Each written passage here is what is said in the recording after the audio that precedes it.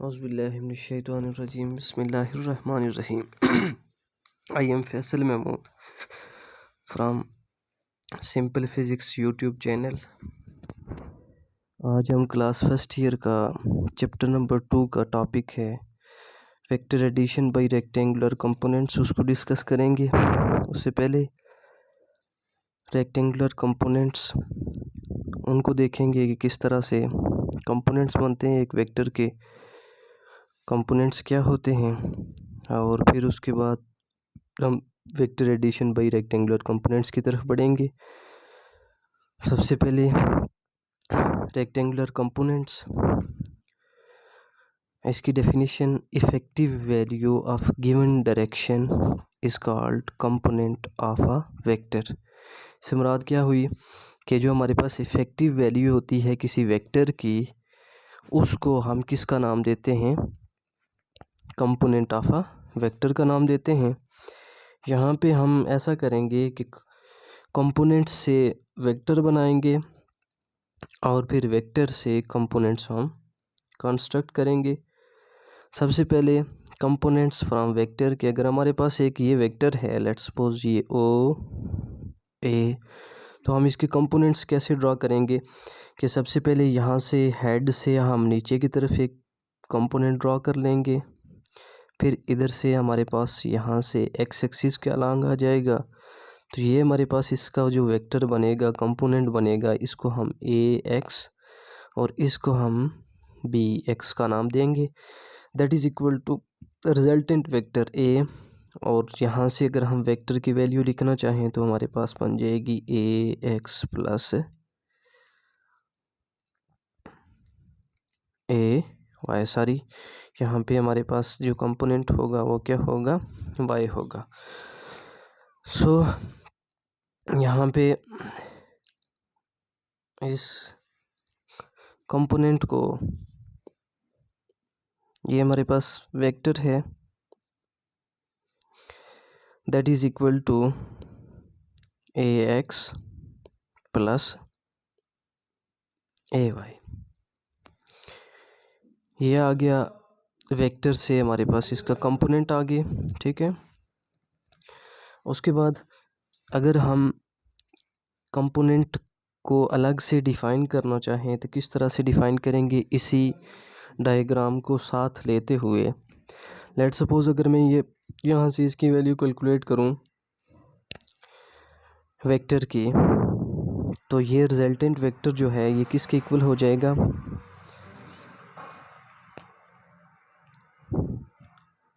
यहाँ पे बल्कि हमारे पास आ जाएगा, अगर मैं एंगल थीटा की वैल्यू कैलकुलेट करना चाहूँ तो cos theta that is equal to, cos theta हमारे पास किसके इक्वल होता है? Perpendicular upon hypotenuse. तो यहाँ पे हमारे पास परपेंडिकुलर किसके इक्वल आ जाता है?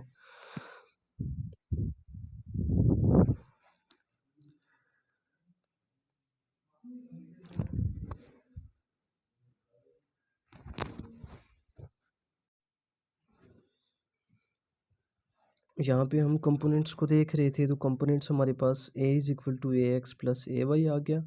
फिर इसी तरह से अब हम देखें कॉस थीटा, तो कॉस थीटा हमारे पास किसके इक्वल होता है?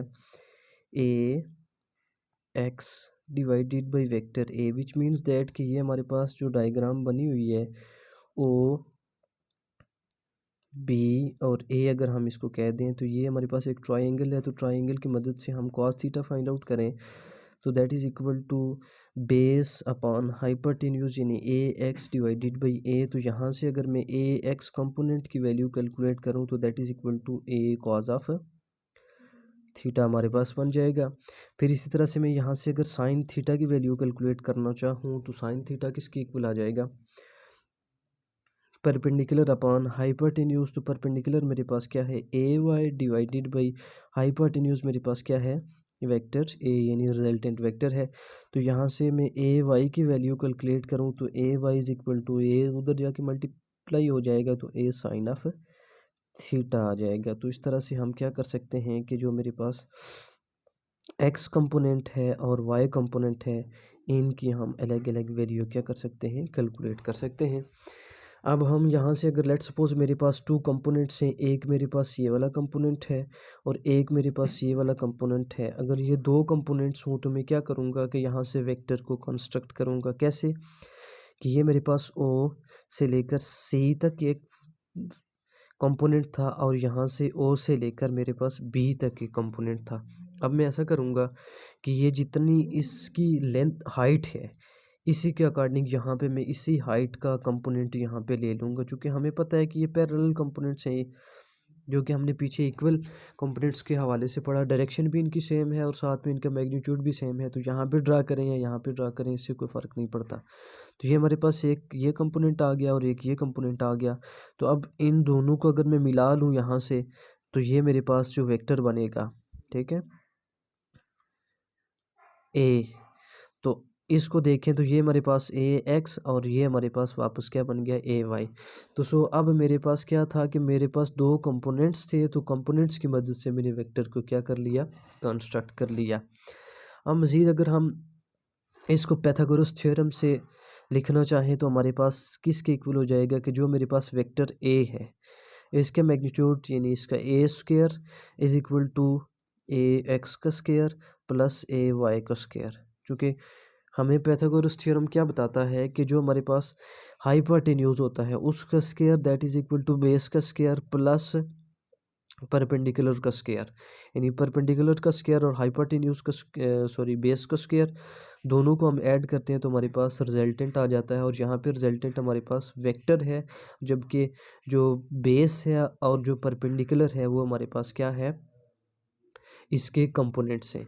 तो इसकी मदद से हम दोनों साइडों पे अगर हम क्या कर लें, स्क्वायर रूट ले लें, तो हमारे पास आ जाएगा क्या, ए एक्स का स्क्वायर प्लस ए वाई का स्क्वायर होल स्क्वायर रूट बन जाएगा। तो सो इसकी मदद से हमने एक वेक्टर का मैग्नीट्यूड भी कैलकुलेट कर लिया। यहाँ से हमारे पास एक फार्मूला आ गया, कौन सा, कि जिसकी मदद से हम क्या कर सकते हैं, वेक्टर का मैग्नीट्यूड कैलकुलेट कर सकते हैं। ठीक है, एक ये चीज़ आ गई। फिर इसी तरह से इस चीज़ को हमने याद रखना है। और अगर हमें अब क्या चीज़ डायरेक्शन फाइंड आउट करनी हो तो डायरेक्शन फाइंड आउट करने के लिए हम टेन थीटा फाइंड आउट करेंगे। ठीक है, तो टेन थीटा किसके इक्वल होता है, टेन थीटा इक्वल होता है हमारे पास perpendicular upon base, perpendicular upon base. तो यहाँ पे हमारे पास परपेंडिकुलर क्या है, ए वाई, और बेस हमारे पास क्या है, ए एक्स। तो so theta is equal to tan inverse of A Y divided by A X, ये हमारे पास डायरेक्शन आ जाती है। ये रेक्टेंगुलर कंपोनेंट्स कि इनमें से चंद एक पॉइंट्स हमने याद रखने हैं, चूँकि आगे भी जाके हमें बहुत काम देंगे। जैसे हम आगे जाके जब प्रोजेक्टाइल मोशन की तरफ वेक्टर को डिस्कस करेंगे तो वहाँ पे एक्स कंपोनेंट्स वाई कंपोनेंट्स वहाँ पे भी हमें इसकी ज़रूरत पड़ेगी। फिर इसी तरह से आगे की तरफ जब हम बढ़ेंगे तो कहीं पे वर्क के लिए वर्क के जो कंपोनेंट्स हैं वो कैलकुलेट करने हैं, work done by variable force के अंदर, तो वहाँ पर भी हमें इस चीज़ की ज़रूरत पड़ेगी। तो 3-4 पॉइंट्स हमेशा से इस यहाँ पर हमने ज़हन में रखने हैं। एक हमारे पास ये है कि अगर हमें वेक्टर फाइंड आउट करना होगा तो हम इस तरह से इसको फाइंड करेंगे कि ए एक्स आई प्लस ए वाई जे। फिर उसके बाद अगर इसकी एक एक कंपोनेंट जो है वो अलग अलग लिखना है तो हमेशा से एक्स कंपोनेंट के साथ कॉस थीटा आएगा, एक्स कंपोनेंट्स के साथ क्या होगा, कॉस थीटा आएगा, और जो वाई कंपोनेंट होगा उसके साथ हमारे पास क्या आएगा, साइन थीटा आएगा। जैसे यहाँ पे a x is equal to a cos theta, यहाँ पे एक्स कंपोनेंट है और दूसरा ये हॉरिजेंटल है। ठीक, हॉरिजेंटल के साथ कॉस थीटा और वर्टिकल के साथ हमारे पास यहाँ पे क्या आता है, साइन थीटा आ जाता है।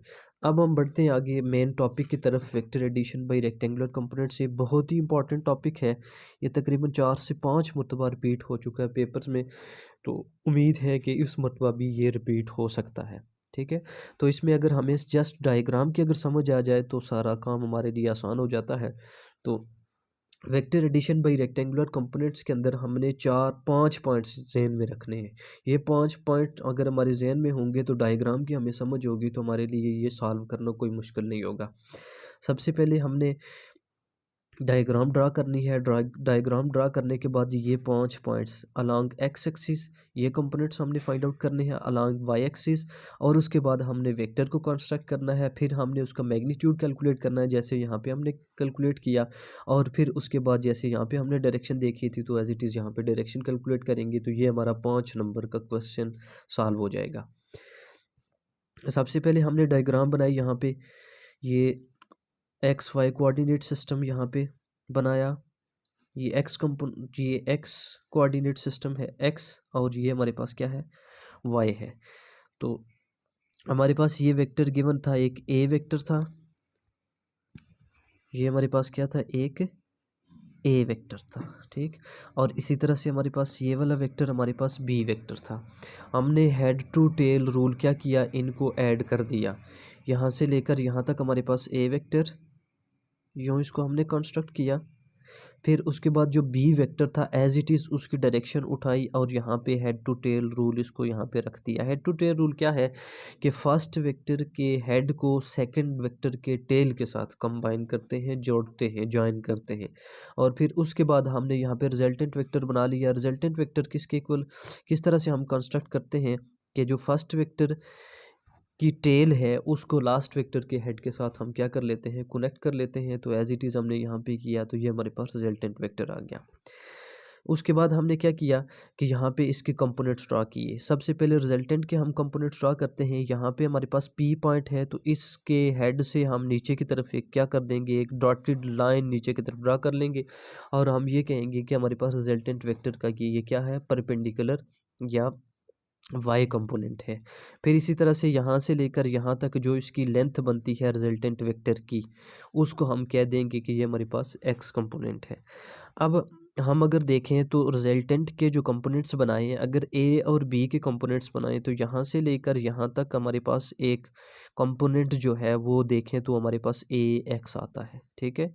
फिर इसी तरह से आगे की तरफ अगर हम देखें तो ये हमारे पास यहाँ से लेकर यहाँ तक ये बी का एक्स कंपोनेंट है जिसको हम बी एक्स कहते हैं। फिर ये सारे का सारा वाई कंपोनेंट्स अगर हम इसको देखें तो यहाँ से लेकर यहाँ तक एक वाई का कंपोनेंट है, ए का वाई कंपोनेंट है, और फिर यहाँ से लेकर यहाँ तक हमारे पास बी का वाई कंपोनेंट है।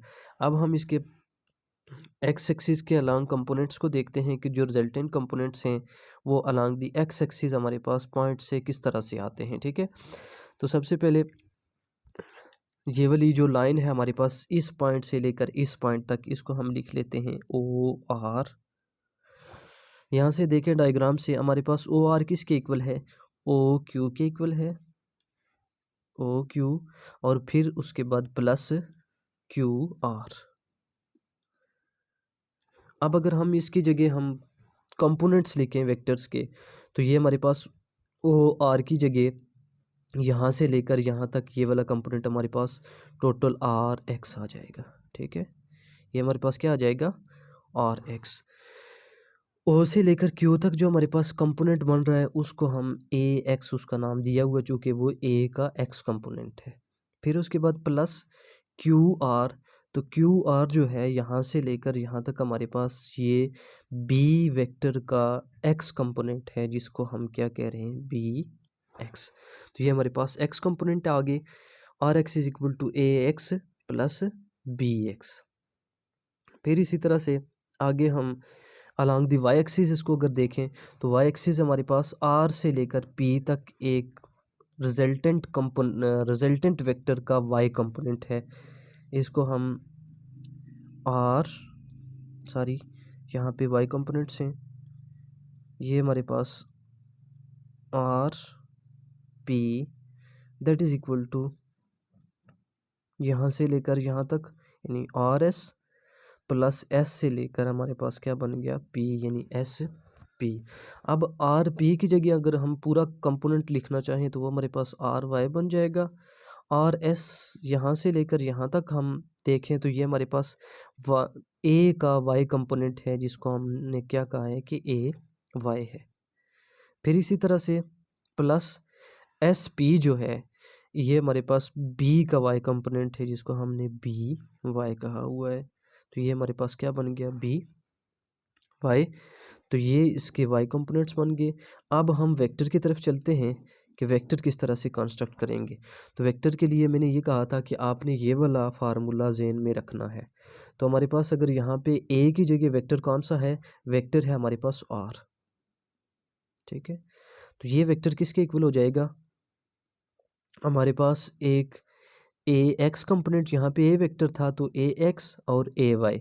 सो यहाँ पे आर वेक्टर है तो यहाँ पे हमारे पास क्या बन जाएगा, आर एक्स ये कंपोनेंट प्लस आर वाई। अब हम ऐसा करते हैं कि इन आर एक्स और आर वाई की जगह हम इसकी वैल्यू पुट करते हैं। Implies that R vector is equal to,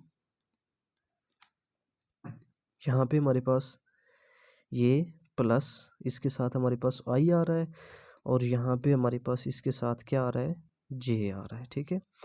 तो आई के साथ हमारे पास कंपोनेंट्स आर एक्स के यहाँ से अगर देखें तो हमारे पास पहुँच जाते हैं ए एक्स प्लस बी एक्स। फिर इसी तरह से जे में अगर देखें तो हमारे पास यहाँ पे क्या बन जाते हैं, ए वाई और प्लस बी वाई। ये जगह थोड़ी सी तंग हो गई है तो यहाँ से आप गौर से देख लेंगे कि r is equal to A x plus B X और साथ में इसका i यूनिट वेक्टर और प्लस ए वाई प्लस बी वाई और साथ में इसका j यूनिट वेक्टर आ गया। तो इस तरह से हमने क्या कर लिया, वेक्टर कंस्ट्रक्ट कर लिया। हमारे पास हमने सबसे पहले कंपोनेंट्स लिए तो कंपोनेंट्स के बाद उसको ऐड किया कंपोनेंट्स को, तो फिर यहाँ से हमारे पास क्या आ गया, वेक्टर आ गया। अब हम ऐसा करते हैं कि इसका मैग्नीट्यूड कैलकुलेट करते हैं। तो यहाँ पे मैंने क्या कहा था कि इस पॉइंट को ज़हन में रखना, ये हमारे पास वेक्टर ए का मैग्नीट्यूड है that is equal to A X square plus A Y square का होल स्क्वायर रूट। यहाँ पे ए की जगह हमने जस्ट क्या रखना है, आर, और आर का मैग्नीट्यूड किसके इक्वल आ जाएगा, यहाँ पे हमारे पास स्क्वायर रूट, और यहाँ पे ए एक्स स्क्वायर था तो यहाँ पे हमारे पास क्या चीज़ आ जाएगी, आर एक्स का स्क्वायर आ जाएगा और प्लस यहाँ पे हमारे पास क्या आ जाएगा, आर वाई का स्क्वायर। फिर इसी तरह से आगे की तरफ अगर मैं यहाँ पे देखूँ इसके कंपोनेंट्स तो मेरे पास क्या बन जाएगा, ये ए एक्स प्लस बी एक्स का होल स्क्वायर और यहाँ पे हमारे पास क्या आ जाएगा, ए वाई प्लस बी वाई का होल स्क्वायर। हमने ये कोई चीज़ें ज़बानी नहीं लिखनी है, हमने क्या करना है, आर एक्स की जगह यहाँ से वैल्यू ये उठा के ये वाली जो वैल्यू लिखी हुई है इसका स्क्वायर ले लेंगे और फिर ये वाली वैल्यू इसकी जगह ये और इसका होल हमने स्क्वायर ले लिया। तो इस तरह से हम क्या कर लेंगे, इसका मैग्नीट्यूड कैलकुलेट कर लेंगे। मैग्नीट्यूड के बाद हमारे पास लास्ट स्टेप आ जाता है डायरेक्शन। तो डायरेक्शन फाइंड आउट करने के लिए हम ये वाला फार्मूला जो पीछे हमने पढ़ा है कंपोनेंट्स के अंदर के theta is equal to tan inverse of A Y divided by A X, यहाँ पे चूँकि हमारे पास क्या है, रिजल्टेंट वेक्टर आर है तो उसी की मदद से हम यहाँ पे क्या कर रहे हैं कि डायरेक्शन उसकी फाइंड आउट कर रहे हैं। तो यहाँ पे टेन इनवर्स ऑफ हमारे पास किसके इक्वल आ जाएगा, ए वाई की जगह हमारे पास आ जाएगा आर वाई डिवाइडेड बाई हमारे पास यहाँ पे ए एक्स की जगह आर एक्स आ जाएगा, ठीक है। फिर अगर इसकी मज़ीद वैल्यू यहाँ पे पुट करना चाहें, जैसे आर वाई की वैल्यू है यहाँ पे हमारे पास tan inverse of a x sorry a Y plus B y divided by A x plus B x, ठीक है। तो ये हमारे पास इसकी डायरेक्शन फाइंड आउट हो जाएगी। तो ये 3-4 स्टेप्स हैं, इनको हम सॉल्व करेंगे। याद में साथ ही चीज़ याद रहे कि ये मैथमेटिकल कैलकुलेशंस मैंने की हैं। तो जो जो वर्क आप यहाँ पे कर रहे हैं कि किस तरह से आपने वेक्टर को क्या किया, कंस्ट्रक्ट किया, साथ उसकी यहाँ पे आप इंग्लिश भी लिख देंगे तो आपका ये 5 नंबर का क्वेश्चन हो जाएगा। आई होप कि आप लोगों को इस टॉपिक की समझ आई होगी। कहीं पे कोई क्वेश्चन हो जो भी तो कमेंट्स में ज़रूर आप लोग कमेंट करें वो क्वेश्चन, तो इंशाल्लाह मैं आंसर करने की कोशिश करूँगा।